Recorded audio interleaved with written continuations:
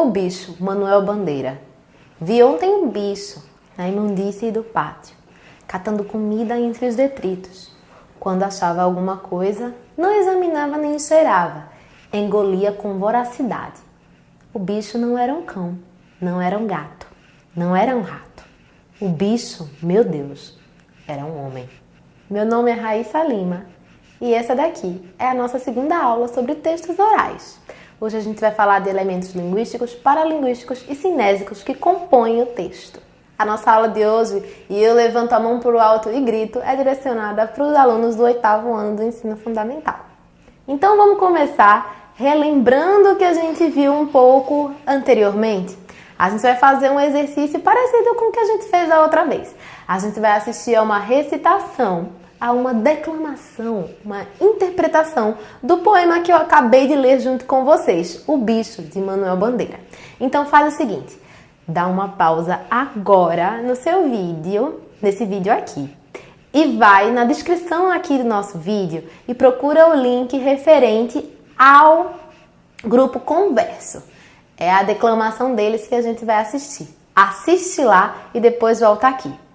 Você já voltou? Agora, a gente vai fazer um exercício sobre o vídeo que você acabou de fazer. Se liga aí que o exercício vai aparecer para você agora na tela. Dá uma pausa e responda as questões. Se achar necessário, volta novamente para assistir o vídeo. Você já conseguiu responder as questões? Agora a gente vai tentar dar uma resposta juntos. Claro que algumas delas, as respostas são pessoais. Aí as respostas vão aparecer para você na tela agora. O cenário tem alguns elementos que contribuem para o clima triste do poema. Que elementos são esses? A resposta é o fundo preto e alguns restos de elementos que lembram restos de construção, um local abandonado. Segundo, durante a recitação, liste 2 momentos em que os gestos da mulher contribuíram para tornar mais intenso o poema.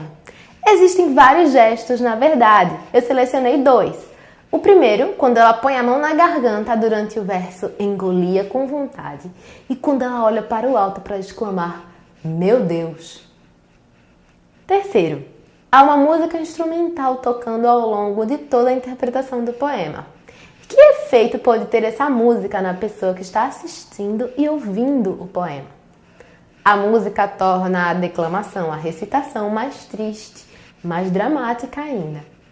E aí, você preferiu a versão que foi lida pela gente aqui primeiro ou a recitação do grupo Converso?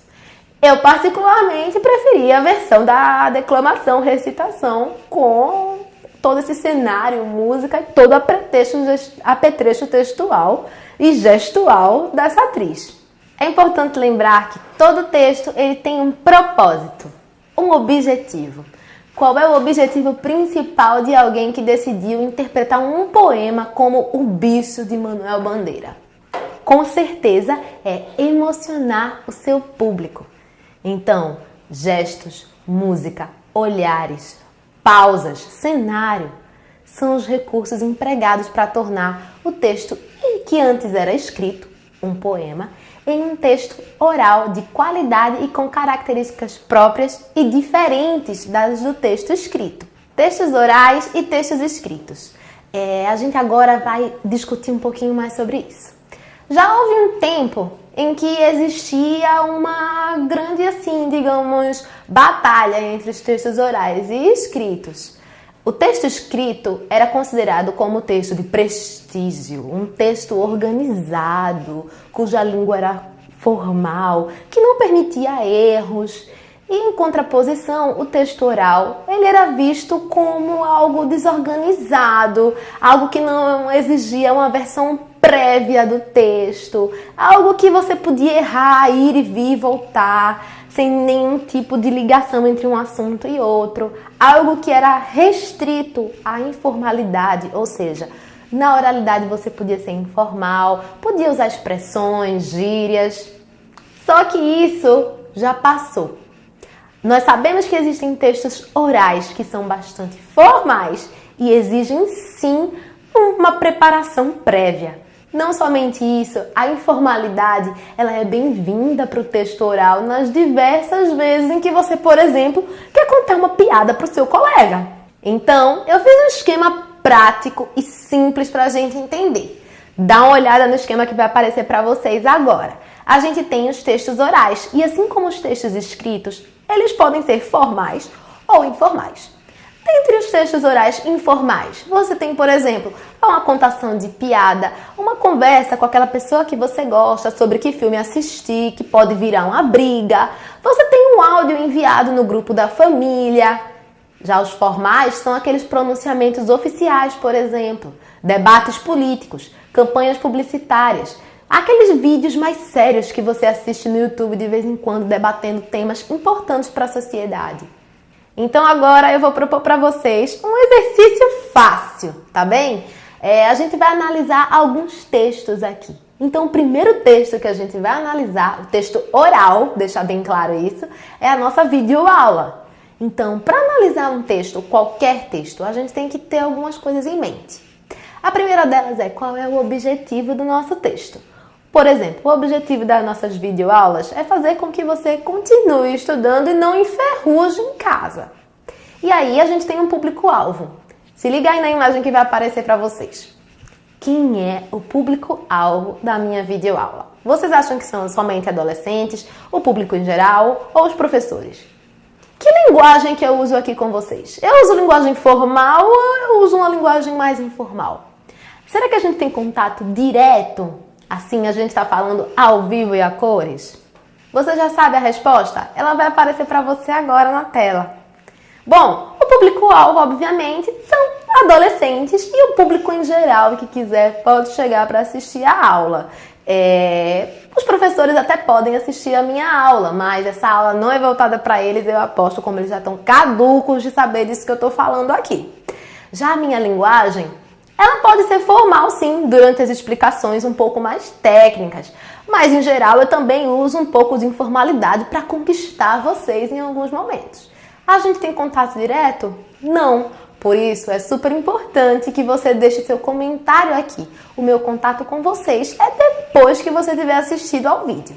Agora a gente vai para um segundo tipo de texto, um pronunciamento do presidente da República na televisão.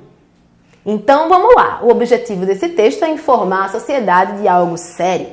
Então é com esse objetivo em mente que eu vou lançar de novo a tabela para você aí na tela e você vai me dizer, esse público-alvo é um público em geral ou apenas um público político? A linguagem do presidente deve ser formal ou informal? Ele tem contato direto com o público, com a sociedade brasileira? Sim ou não? A resposta vai aparecer agora para você na tela. O nosso público-alvo, obviamente, é o público em geral. Os políticos estão inclusos nesse público. A linguagem deve ser uma linguagem mais formal. Mas não tanto também. Lembre-se que o nosso público em geral deve ser todo abarcado. Todo mundo deve entender a mensagem do presidente. Tem contato direto com o público? Não. Muitas vezes ele é transmitido de forma a não ter contato com o público. Às vezes é um vídeo gravado. Agora a gente vai analisar o seguinte texto. Um concurso de piadas com plateia ao vivo. E aí? Obviamente, nosso objetivo é fazer rir. Olha só a tabela e tenta descobrir quem seria o nosso público-alvo, que tipo de linguagem a gente usaria e tem contato direto com o público. Sim ou não? A resposta é, nosso público-alvo seria um público em geral, não apenas comediantes. A linguagem, é bom que ela seja informal para poder fazer o pessoal rir.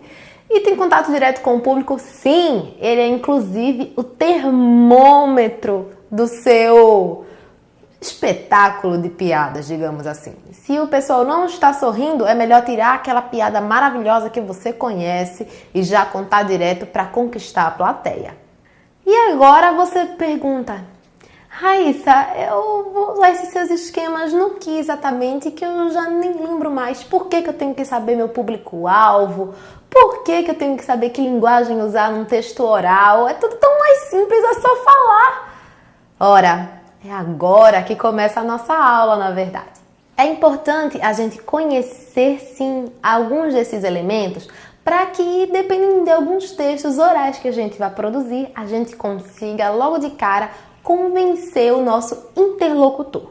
Interlocutor é a pessoa com quem a gente fala com quem a gente vai interagir durante o nosso texto oral. Então eu dividi para vocês da seguinte forma: texto oral com uma interação imediata, por exemplo, aquela história do concurso de piadas com a plateia ao vivo, tem interação imediata. A plateia vai interagir com você e te dá a chance de mudar o seu texto, o seu tipo de fazer piada logo ali no meio. Já outros textos são os textos sem interação imediata. Primeiro, a gente vai analisar algumas coisas desse texto com interação imediata, ou seja, o ao vivo e a cores. Se liga aí no esquema que vai aparecer para vocês na tela. Vocês têm as etapas prévias, ou seja, aquilo que a gente pensa inevitavelmente antes de começar a conversar com alguém. Por exemplo, sobre o que você vai falar, com quem e para quem você vai falar e como vai falar. E existem as etapas simultâneas da conversa de vocês, ou seja, as etapas de produção textual que acontecem durante a conversa. Como o seu interlocutor está reagindo ao seu discurso. Você vai observar se a pessoa que você está tentando convencer, que você está querendo convidar para sair, você observa pelo olhar dela, pelo jeito que ela está de pé ou sentada, se ela está olhando direto no seu olho. E aí você decide se ela está de fato propícia a responder um sim ou não. E aí, dependendo, você já modifica a sua tática, já modifica o seu pedido. E lança de novo o seu discurso, ou seja, vai observar novamente se essa pessoa está reagindo positivamente ou negativamente àquilo que você está falando. Deixa eu dar um exemplo mais claro para vocês. Você quer muito que a sua mãe te libere de estudar um pouquinho, porque você está estudando bastante já, na sua singela opinião. E esse é um assunto delicado. Para tratar com alguém que é uma autoridade. Então você já pensa, é um assunto difícil para tratar com uma pessoa que não vai entender os meus motivos, provavelmente. Afinal, a mãe, ela quer que você tenha responsabilidade. E aí você já começa com uma abordagem mais mansa, né? Você já escolhe um assim, ó, maninha linda do meu coração, e lança aquele sorriso radiante para ela.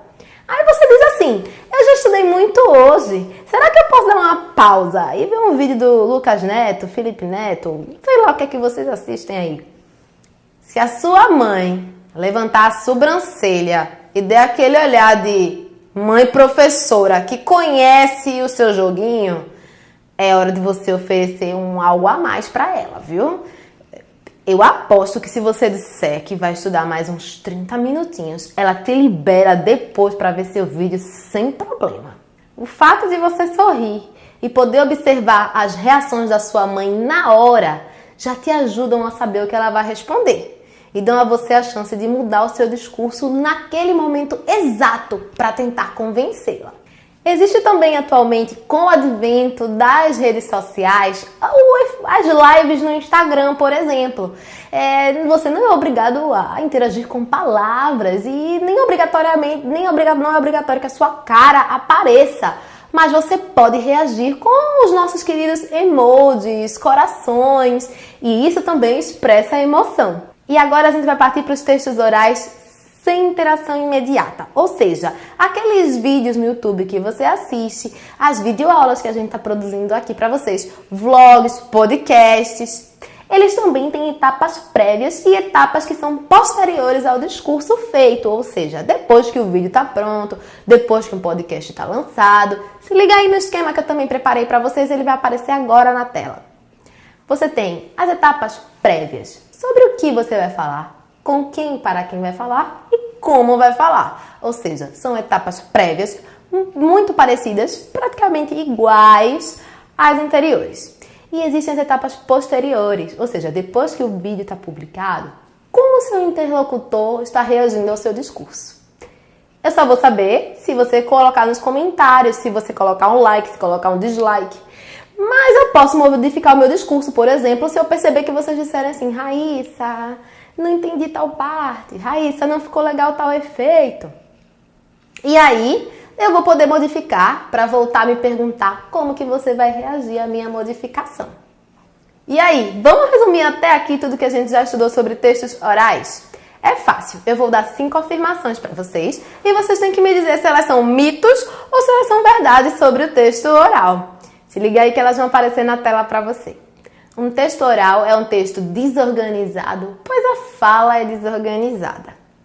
2. Para produzir um texto oral, preciso lembrar que dependo das reações do meu interlocutor. 3. Não devo me expressar ou gesticular durante a minha fala quando recito um poema. 4. Gestos e expressões corporais e faciais fazem parte do texto oral. 5. Textos orais são sempre informais. Já sabe a resposta? Ela vai aparecer para você agora na tela. Então, a primeira e a última, ou seja, a número 1 e a número 5, são mitos. Um texto oral não é um texto desorganizado, pois a fala é desorganizada. A fala, ela é complexa, pois eu posso começar comentando sobre um assunto com você, você puxa outro assunto relacionado e o texto vai se reorganizar. E a quinta, textos orais são sempre informais? Não, nós já vimos que existem textos orais que precisam, inclusive, ser bem preparados antes de serem explicados, falados e informados. Já 2, 3 e 4 são verdades. Para produzir um texto oral, eu dependo sim das reações do meu interlocutor. Se eu não levar em consideração a forma do meu interlocutor de receber a minha mensagem, o meu texto provavelmente não terá sucesso. Devo me expressar ou gesticular durante a minha fala quando recito um poema? Sim, e assim seu poema vai ganhar vida nova e se tornar um outro texto, além do texto escrito. Gestos e expressões corporais e faciais fazem parte do texto oral, com certeza. Se depois de tudo aquilo que você tentou, a sua mãe ainda tiver com a sobrancelha levantada, eu aconselho você a sair correndo da sala. E agora, vamos praticar um pouquinho mais? É o seguinte, eu vou fazer a seguinte sugestão para vocês. Vocês vão assistir ao vídeo que se chama Encontramos o fóssil mais antigo do Homo sapiens fora da África, supernovas. E a gente vai preencher a tabela que vai aparecer agora na sua tela. A gente vai deixar o link aqui para você na descrição do vídeo. E aí a gente pode tentar corrigir no próximo encontro. Ou você pode deixar suas respostas aqui nos comentários para a gente ver.